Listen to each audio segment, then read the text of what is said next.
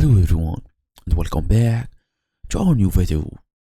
So we applied the hair color feature in FaceApp and at first glance it looks great, but when you zoom in you see strange fuzzy edges with the pixelation around basically stray hairs and all of this. So or even some patches where the color looks blotchy and then natural. So these are called artifacts and they are the number one giveaway that your photo has been edited. So FaceApp itself acknowledged this issue according to their official blog. Hairstyle and tools can leave flyaways or unwanted objects that need manual cleanup.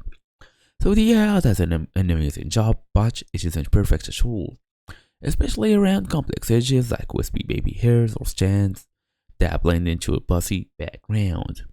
The good news is that you don't have to live with those artifacts. The official solution from FaceApp involves using a secondary editor to fix what the AI missed. So in this guide, I will show you how to clean up those messy edges and make your hair look naturally dyed. Let's get straight into it.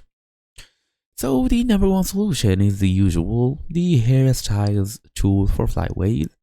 Before you give up on an edit, try FaceApp's built-in tools first. According to the official FaceApp blog, you should cheat the app with hairstyles, manage flyaways or play with tone. Navigate to the hairstyle section and try basically subject style adjustment. I will show you how right now.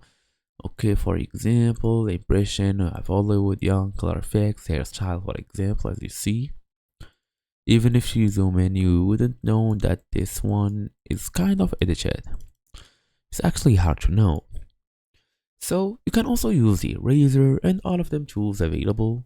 That's your idea. Thank you all for watching. I'll see you all in the next video.